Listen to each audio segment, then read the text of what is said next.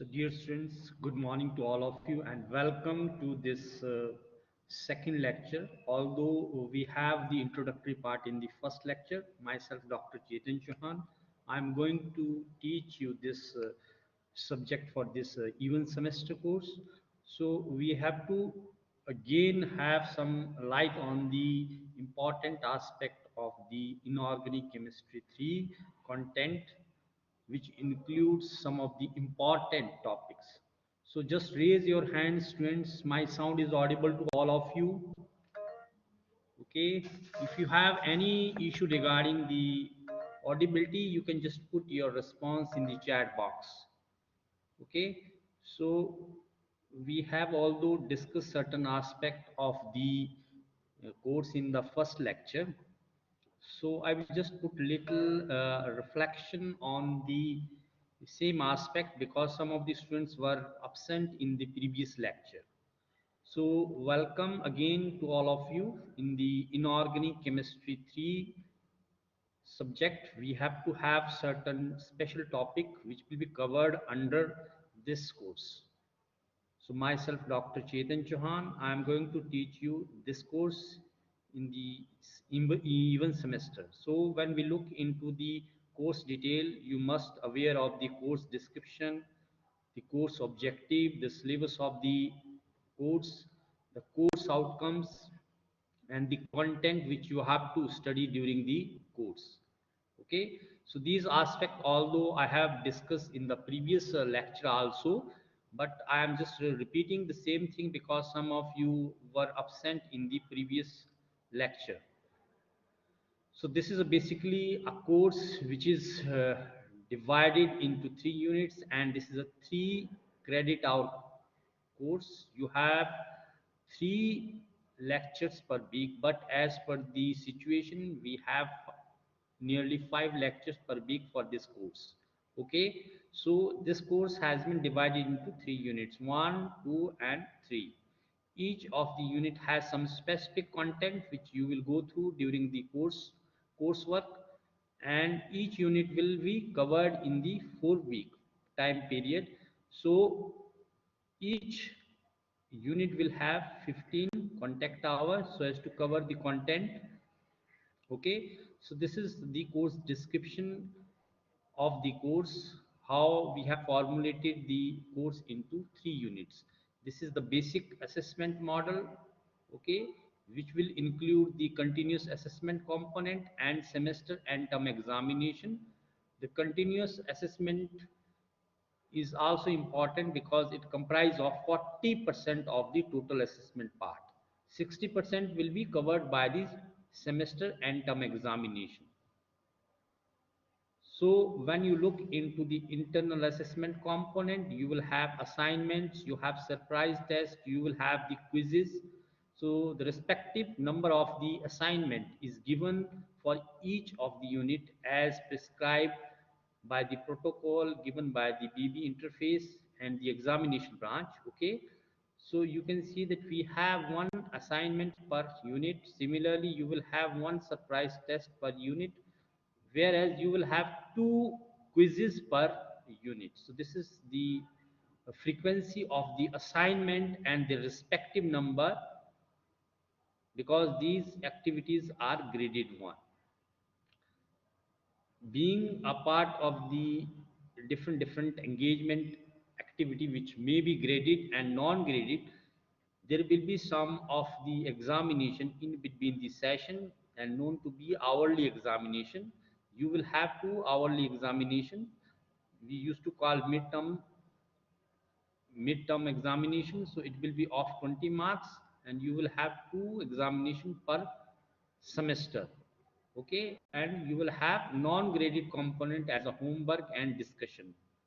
And attendance is a very important issue because it will monitor you whether you are attending the class regularly or not, and it will contribute even to the uh, final stage of the examination, whether it is a hourly exam or whether it is your semester examination. Okay, so you will be only allowed when you have a minimum 75% attendance and there is a respective marks for the attendance in the uh, internal assessment component. You can see from here 2 marks is given for this attendance component. So when you look into the other important aspect of the course, so you have specific objective, because whenever you have the course, has the content which reflect that after having this course, we are going to meet certain objectives. So the objective of this course is to address the specific topic relevant to the chemistry. The focus is basic concept with the introduction and some advanced topic and application in the area of chemistry. Similarly, you have focus on the material that can be derived from inorganic polymers and its applications. Okay, so these are some of the objective regarding this course. Similarly, when you will finish the course, so learning outcome will be important. Okay, because whenever we design certain course, we look into the outcomes what the student will learn after finishing this course. So your outcome for this course is, when you will finish the course, the student will able to understand the property and reaction of the inorganic polymer and various concepts of other polymer, just like silicates, silicon, phosphogenes. So there are wide range of the inorganic material which used to act as a polymeric material. Similarly, the student will get idea about the organometallic compounds and by inorganic chemistry. Student will able to understand the concept of acid and base.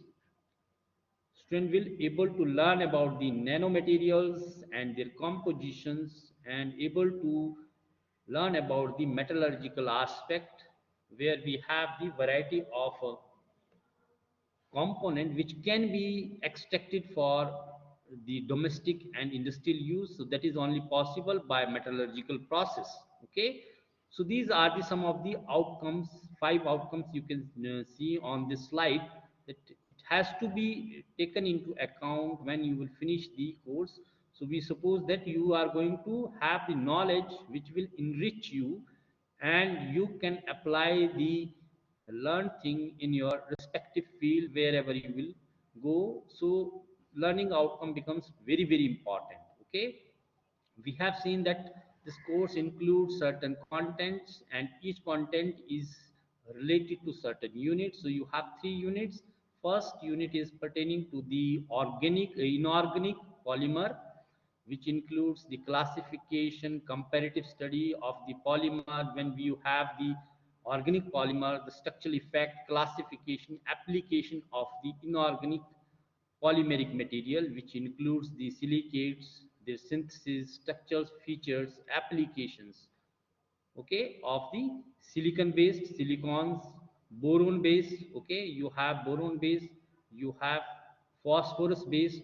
So you have basically these 3 basic main important categories in this unit. Okay, where we will study the structural aspect, application of these uh, inorganic polymer and their structural effects. Okay, structural features or characteristics.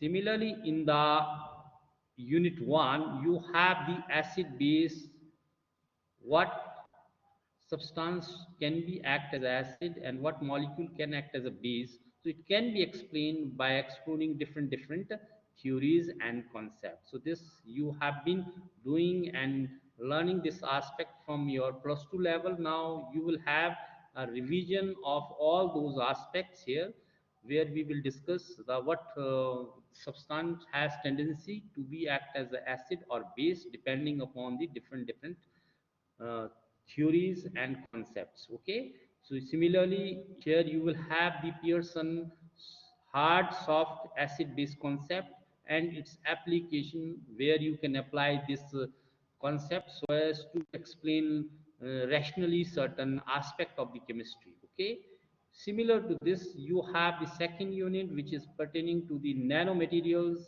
You will have the overview of the nanostructures, their classification and preparation of gold, silver materials, self-assembled nanostructure, control of nanostructures, one dimensional control, carbon nanotubes, inorganic nanowears, you have bi-inorganic nanomaterials, DNA, nanomaterials, natural and artificial nanostructures. So all this will be a part of the second unit. Besides this, in this unit, you will have the principle of metallurgical processes, that most of the metal used to exist in the natural as oxides or sulfides. Okay, how you can extract those things, so that can be applied when you have certain methodology, and all those methodology will be studied under this metallurgical processes or metallurgy. So you have variety of the methods which can be vary from extraction of the metal and its purification, just like your John refining, you have modes process. Okay, so as to get the much purified uh, metal content for wide range of specific applications. Similarly, in the last unit, you have organometallic compounds, how the carbon used to bind with certain other molecules to form the organometallic compounds. Means one component is organic, another is the metallic component, and when we club these two things, we used to call them organometallic. So there is a specific definition for this class of the compound. So we will just having the classification of this class, how we can classify the organometallic compounds in different classes, how we can prepare, how their property and application can be explored for wide range of applications. Okay, similarly you can have the other class, that is a metal carbonyl compounds. So wide range of the transition metals used to have the tendency to form the compound which are very important, and those compounds are formed with the carbonyl group. Okay, ligand is carbonyl, so the compound is known to be a uh, metal carbonyl compound. So these are mostly formed by the transition metals. Okay, similarly in the last component you will have the by inorganic aspects, just like your hemoglobin, your myoglobin, they have been playing a crucial role in oxygen transport within the living system.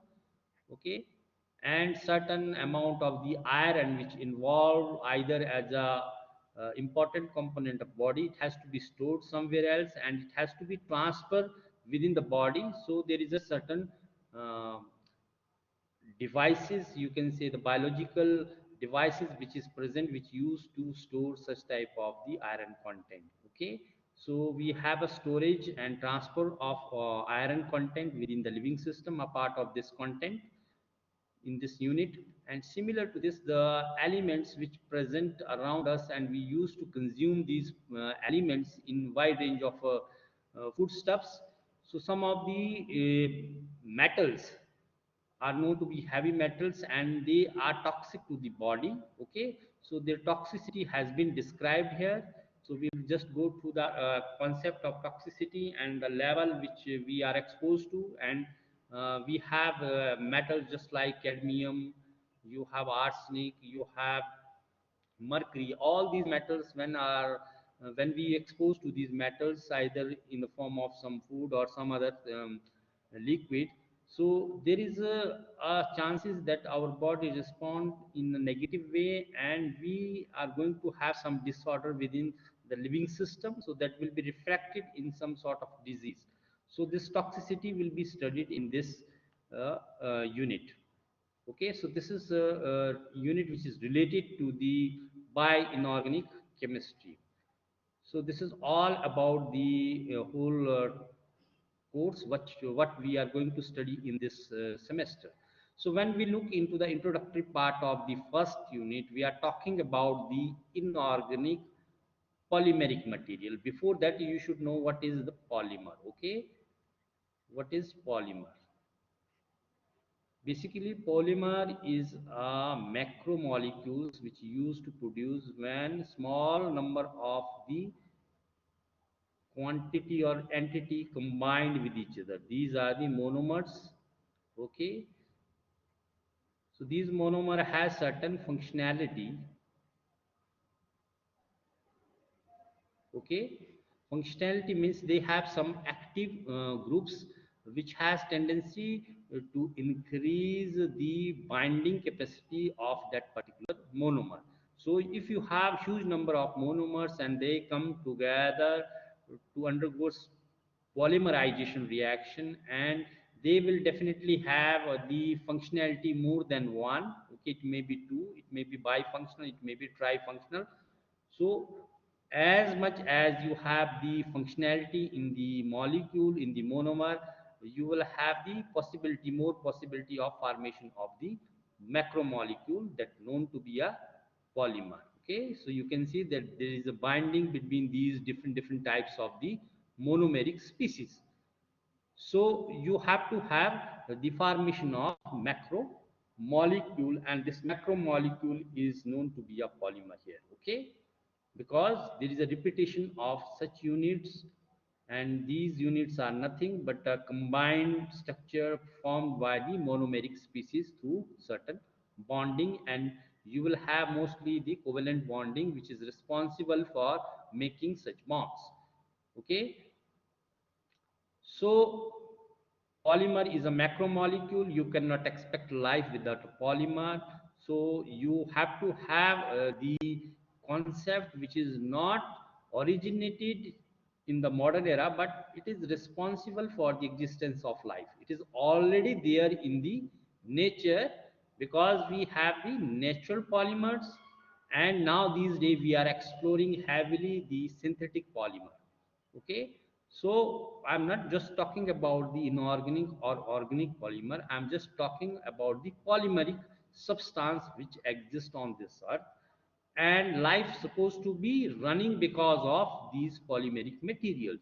Okay, whether it is present in the nature as such, whether it is present in the biological system just like your DNA, RNA. Okay, which is equally important for the functioning processes of living organism. Okay, so polymeric materials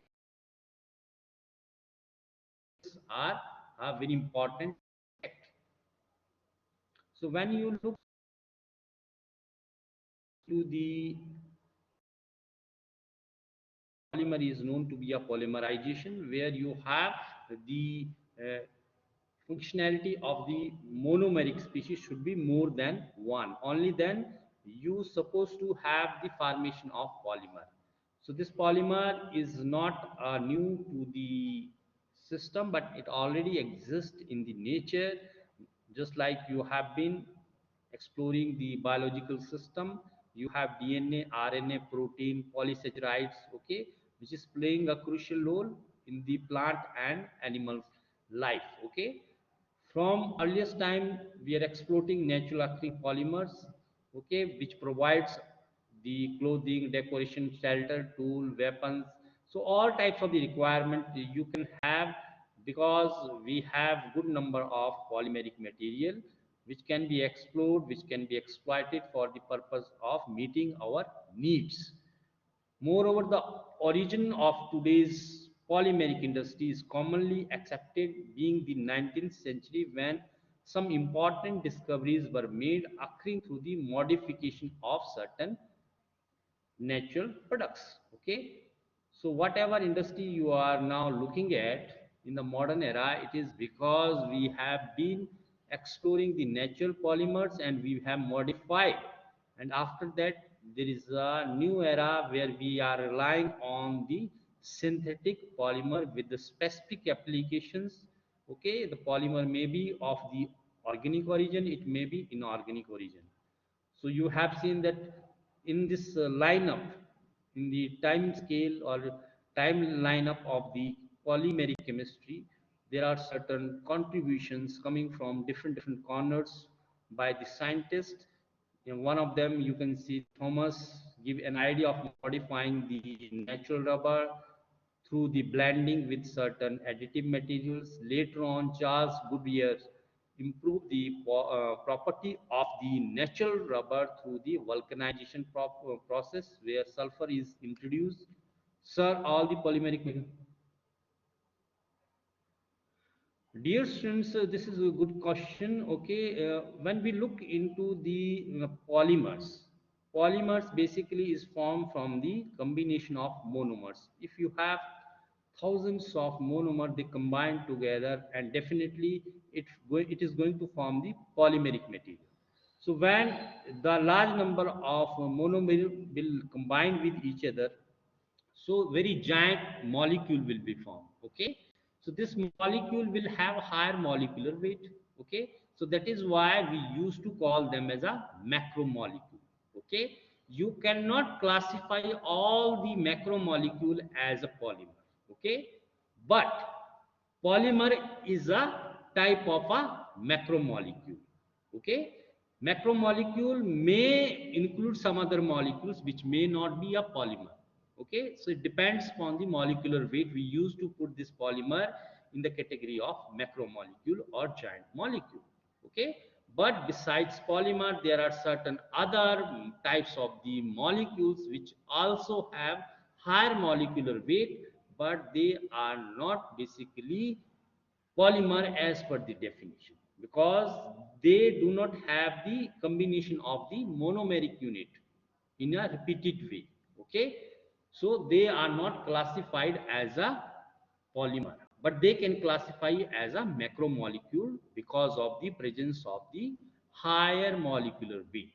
Okay, so another development after the this improvement in the natural rubber, there is a bakelite formation. The first synthetic rubber were produced in 1909 and soon followed by formation of some synthetic fibers. Okay, the systematic study of polymer science start only about a century back with the pioneer work of these certain scientists who used to define the polymer, and he published the work in the important journal where he give the concept that these molecule has higher molecular mass, which is because of the bond formation, especially the covalent bond formation is taking place in between the monomeric units to form the macromolecules, which known to be a polymeric material.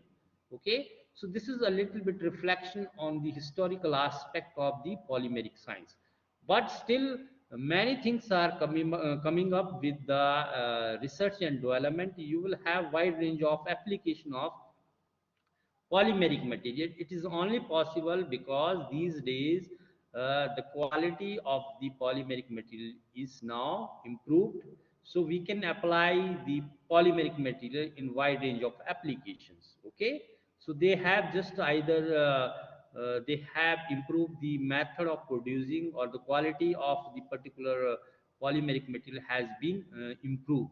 Okay, depending upon certain methodology. So it has been going all around. So you will find that whatever you have in the previous year, now it has been upgraded, the quality has been upgraded. So it is gradually upgraded passage of time, depending on the type of research involved here. Okay, so you can have the classification of these polymeric material. Okay, so we can have the classification of these macromolecules. Okay, we have wide range of the basis on which we can classify. We cannot have the same classification, but we have to rely on a number of the classification depending upon the characteristics of the polymeric material. So you can see from the slide that we can classify on the basis of certain uh, criteria. The polymer can be classified into different category. You have the classification on the basis of origin. You can classify them as a natural one. Semi synthetic means when the natural is a natural polymer is modified, then we used to call as a semi synthetic. Or there are certain polymer which never exist in the nature, but we can produce them, so those are called as a synthetic polymer. Similarly, how these material used to respond to the heat or thermal. So on the basis of thermal response, we can classify them as a thermoplastic and thermosetting plastic. Okay, so this can be reshaped again and again. This cannot be reshaped again because there is a heat which leads to produce certain chemical change, and once it is taking place, you cannot have reshaping of the material when you have the thermosetting plastic. Mode of formation can classify the plastic or polymeric material into two categories as the additive and condensation.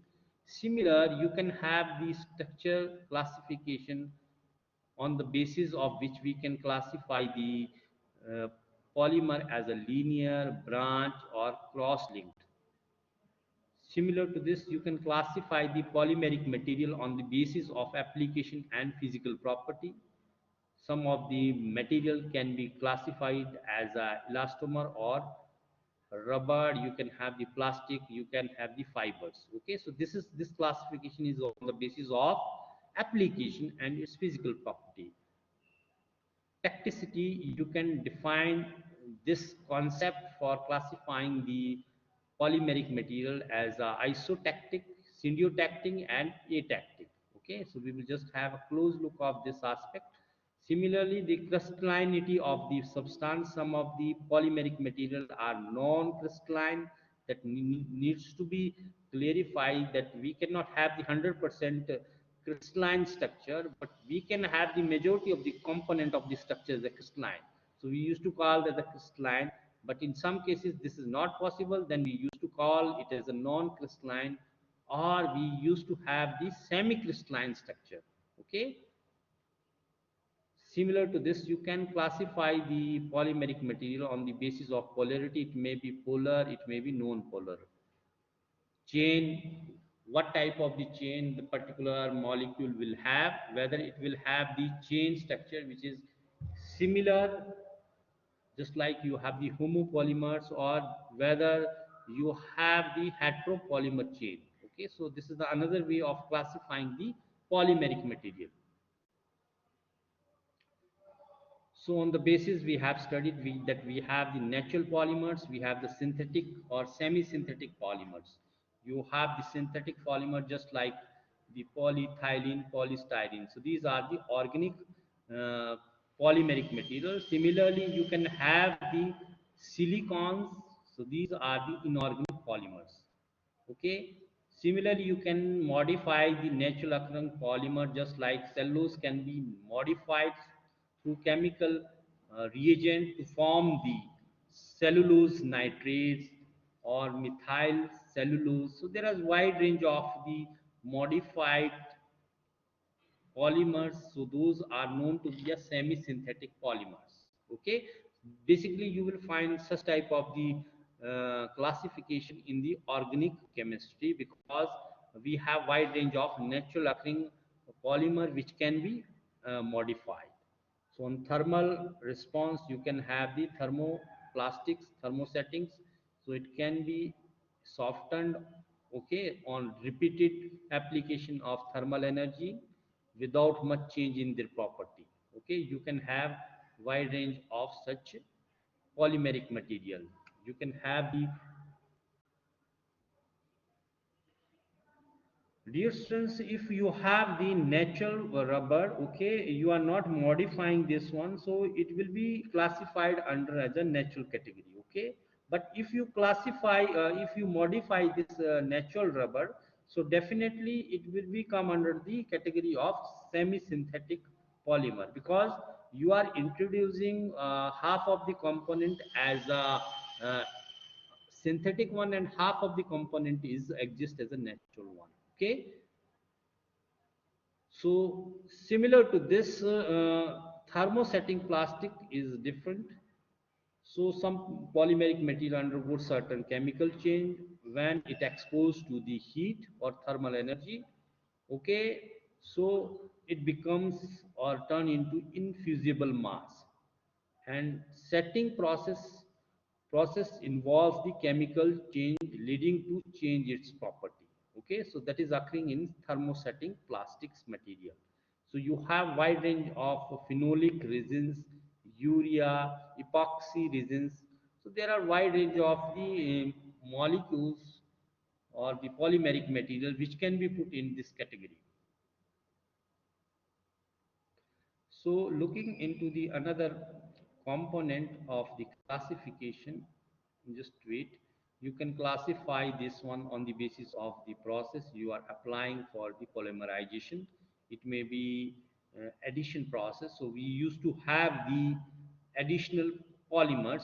They are formed from the basically the groups where you have the monomeric species which is bifunctional or trifunctional, but they contain certain groups just like olefinic groups, diolefinic, vinyl, or related monomeric functional groups are present. Okay, so here nothing will be eliminated, but the bond formation is taking place because you have the unsaturated component in the monomeric species which used to form the covalent bond and form the macromolecules. Okay, and this macromolecules is a special type of the polymeric species. So we used to call that there is a addition polymerization reaction. So you have wide range of the substances which can be categorized, which can be grouped under this category, just like your polyethylene, polypropylene, polystyrene. Okay, similar to this, you can have the condensation process. So we used to call condensation polymer. We have certain functional group which used to combine with some other suitable functional group to eliminate small molecule while the polymerization is taking place, just like your water, HCl. So these molecules are eliminated. Okay, so this process is known to be a condensation. So the polymer produced from such processes is known to be a condensation polymerization. Okay, or condensation polymer. So you can have the nylon series where there is a formation of nylon 6,6. So we have wide range of the application of this condensation process so as to produce the condensation polymeric material. Okay, so you can see from these functional group that they have tendency to react to eliminate small molecule. Just you can have the elimination of this functional group as a water if H is extracted from the another part of the monomeric species. So there is a elimination as water. Okay, similarly you can have different elimination process of the small molecules in the condensation process. So line structures, you can classify the polymeric species into different classes. It may be linear, it may be crossed, it may be a branch structure. Okay, so you can see that this is a branched, this is your main uh, chain, and this chain has certain active group, so which leads to create the branching of the polymeric material. Okay, so these are the branch homopolymer. This is the copolymer because there is a certain other component of the reaction. So similar to this, you can have the cross-linked polymerization reaction so as to form the cross-linked polymer. A polymer said to be a cross-linked when if the monomeric units are joined together in a chain fashion.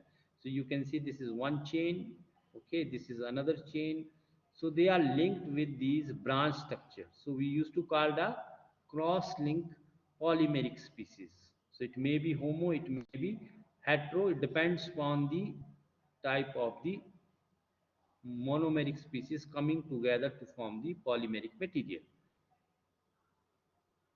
So on the basis of applications and physical property, you can classify as a rubber or elastomer. Okay, so they are much flexible with the high molecular weight and weak intermolecular interactions. So they exhibit different tensile strength in the range of 300 to 3000 psi and elongation at the break ranging from 3 to 1000%. So you can have wide range of the classification on the basis of this. So you have natural and synthetic rubber which can be following this definition, and the substance known to be a rubber. Rubber may be natural one, it may be the synthetic type of the substance. Plastics are relatively tough materials. High molecular weight can be molded and can be remolded upon application of heat. You can have a wide range of strong plastic materials. Similarly, you can classify some of the material as a fiber. So these are the long chain polymeric substance characterized by high crystalline regions resulting mainly from the secondary forces. So they have a much lower elasticity than the plastic and elastomer. So this is one of the important characteristics. So mostly I'm now just discussing about the content which is most prevalently is related to the organic aspect. Okay, so you will find this type of the plastic material mostly from the organic origin. Okay, but there are certainly the inorganic component which used to play a crucial role, and we have wide range the inorganic substances which act as a polymeric substances have certain specific applications. But before that, you have the classification of the polymeric material on the basis of the geometrical arrangement. Okay, so this geometrical arrangement is known to be a tacticity categories. One is isotactic polymer, where polymer in which all the groups are arranged on the same side. So if you have substituent group on the backbone and those substituent groups are present on the one side, you can see on the other side there is no substituent group. All the groups are lying on the one side of the backbone. This is your backbone. Okay, this is your backbone and all the substituent groups are lying on this side. So this is known as isotactic polymeric species. Similarly, syndiotactic means if you have the arrangement of the substituent group in an alternate fashion. You can see this is your substituent group, these are the substituent group, and this is your backbone. Okay, so first group is now, you can see from here that it is lying on the one side of the backbone, another group is lying on the other side of the backbone. Similarly, after that, the another group is lying on the another side of the backbone. So you can see from here, there is an alternate arrangement of the substituent group on the backbone. Okay, so this type of the polymeric species is known to be a syndiotactic polymeric species. Okay, it is different with respect to the first category. So you look into the another classification on the basis of the same chemical, the weight. Okay, so the another one is this one. Atactic means you can see the pattern which is followed by the substituent groups. Okay, these are the substituent groups, and this is your backbone. Okay, this is your backbone. So you can see the substituent groups are arranged around this backbone. There is no specific pattern. I am just launching one pool question. Okay, just wait.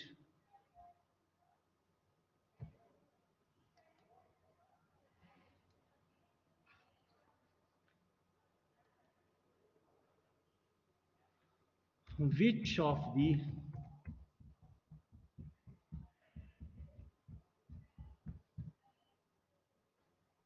polymer has no specific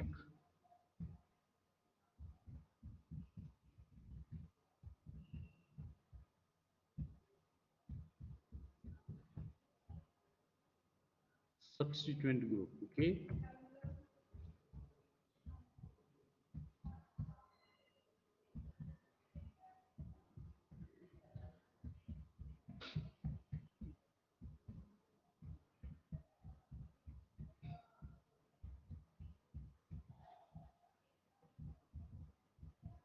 so just wait, I am just writing the which of the following polymer has no specific. So just wait.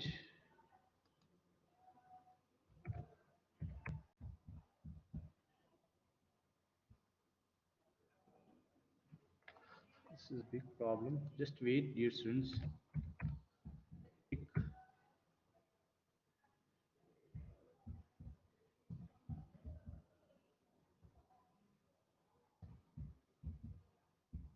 So we are talking about the geometrical aspect of the.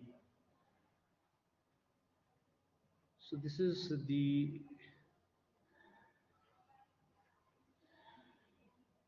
means depending upon the type of the arrangement, you can classify the polymeric material into different classes. Okay.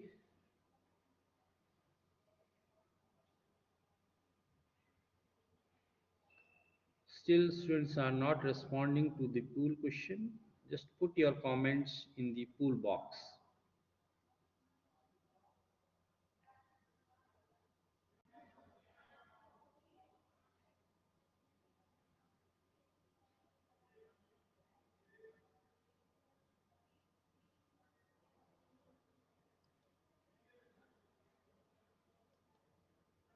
So the first option is the correct option, that is atactic. Okay. So the first option is the correct option.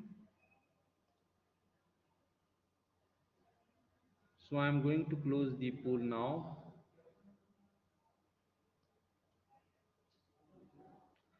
So similar to this, you can have the classification which can define the molecules. So you can see some of the organic polymer. If you have the comparative study of the organic polymer, so we have various polysaccharide compound. You can have the starch. So you can see this is a monomeric species, glucose. This is a hexagonal type of the structure where you have the six ringed structure, and each corner is occupied by oxygen and the carbon. You can see here the oxygen is present. So when this combined, it can form the disaccharides just like your sucrose. Depending upon the other component, it can keep on adding or reacting with the another monomeric species to form the macromolecule just like your amylose starch. Okay, so basically this is a starch. So you can see that here is a 1,4 alpha linkage between the glucose component, whereas if you have the polysaccharides just like your cellulose. Okay, so there you will have 1,4 beta linkage. Okay, so this 1,4 beta linkage, we cannot digest the cellulose because we lack the enzymes which used to act on this 1,4 beta linkage bond. Okay, but we have the enzyme which can break this 1,4 beta alpha linkage. So this is example you can have regarding the organic polymer. Similarly, polypeptides where you have different amino acids, okay, and one amino acid combined with other through the formation of the peptide bond. So you can see there is a peptide linkage. Okay, so peptide bond is formed where the amine and acid combined with each other through the elimination of water. Okay, so the peptide bond is formed. So you can see from here that you have peptide linkage which is combining these two amino acids. Okay, so this is also a type of the polymeric material. And you have the polynucleotides, a linear whose structure is composed of many nucleotides units It required to have the nitrogen base. Okay, you can see from here. So in this fashion, you can have a sugar also here, phosphate also here, nitrogen base also here. So these units keep on repeating to form a long chain structure. Okay, so you can see that we have similar type of the structures you can find in large number of these species. So dear students, we have seen how we can have the classification of these polymeric materials, mostly the organic, and you definitely have a wide range of polymeric material even in the inorganic chemistry also. And these inorganic component are the joint molecules composed of the atoms other than the carbon.